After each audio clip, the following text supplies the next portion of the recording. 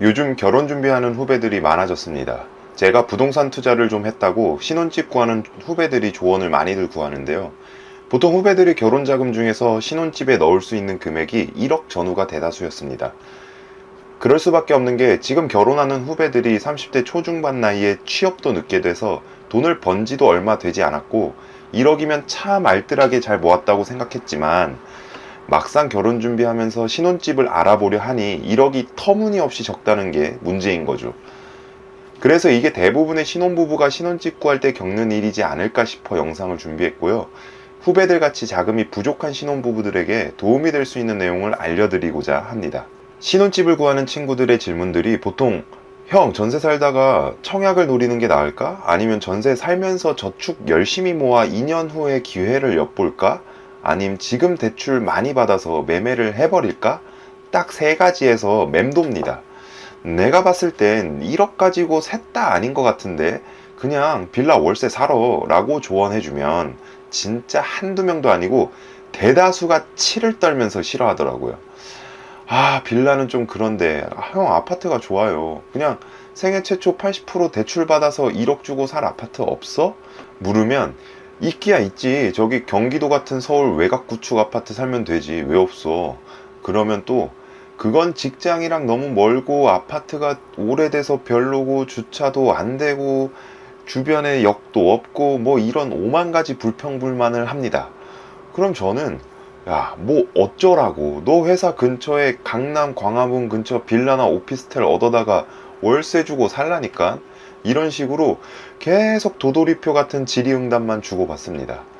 물론 어떤 답을 듣고 싶은지 알겠다마는 돈이 부족한 걸 어떻게 해. 세상에 싸고 좋은 집은 없다.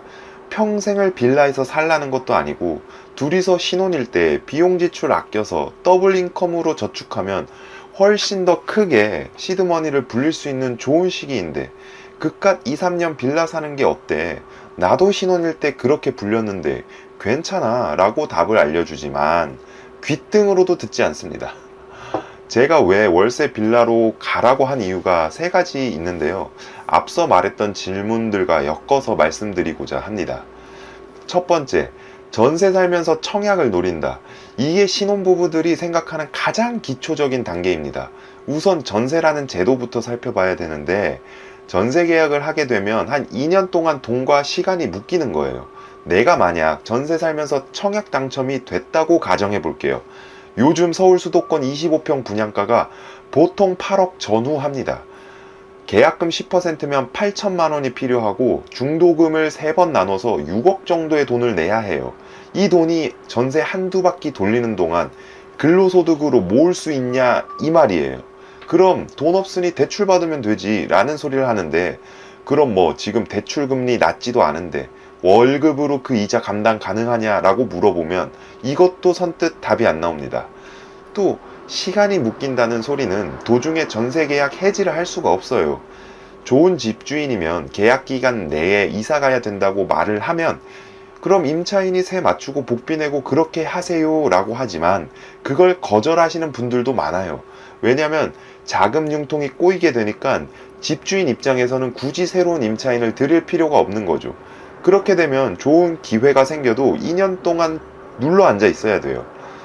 두 번째는 지금 생애 최초 80% 대출 많이 받아서 그냥 매매해 볼까입니다. 보통 1억 전후의 시드머니를 가지고 80%의 대출을 받아 살 수 있는 금액대가 한 최대 6억 정도입니다. 사실 이 금액대도 엄청 빠듯하긴 해요. 중개 수수료도 내야 하지, 신혼집이니까 아무래도 인테리어도 좀 봐야 됩니다.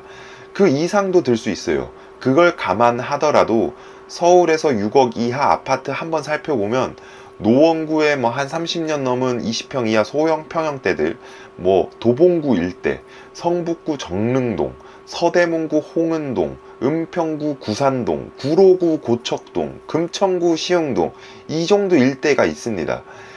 이곳들을 한번 임장 갔다 오면 바로 마음 접어버립니다.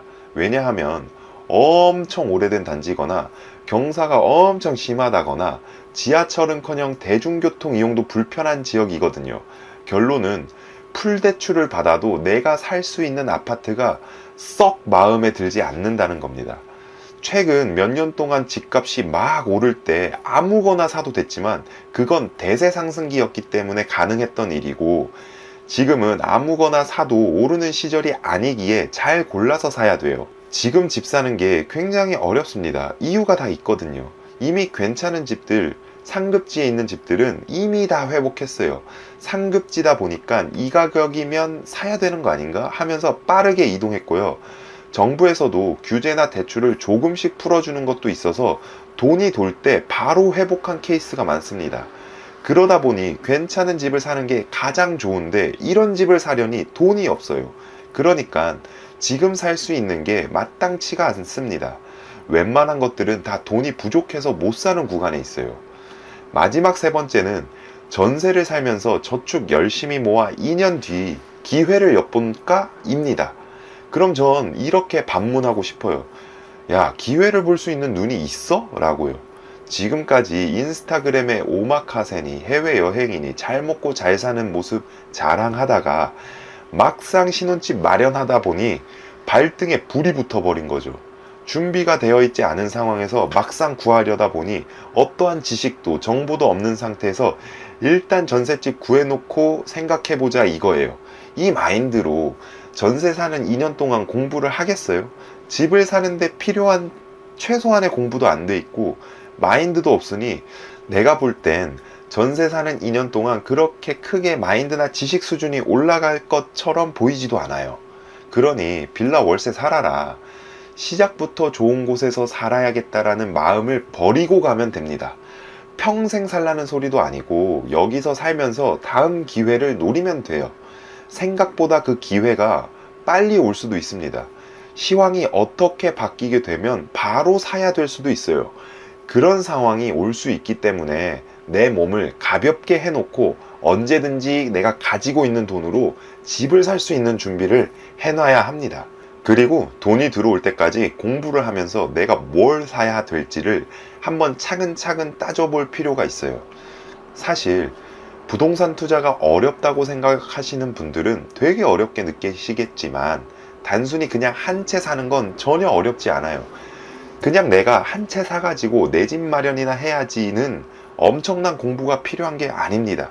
직주 근접, 학군지 등 내가 원하는 수준의 거주 환경만 알아보고 그동안 모은 돈으로 어디에 갈 수 있는지 트래킹만 하면 되는 수준이에요. 오히려 중개사분들한테 휘둘리지 않는 법이나 눈탱이 안 맞는 법, 계약서 쓰는 방법 같은 이런 걸 경험하는 게 오히려 낫습니다. 내 집 마련하는 후배들을 위해 내가 같이 가주어서 중개사분들이랑 대신 소통하거나 계약서 특약 쓰는 것들을 확인해 주면서 컨펌해 줄 수 있지만 제가 구독자분들 한 분 한 분 만나서 다 해줄 수 없으니 그건 좀 아쉽긴 하네요.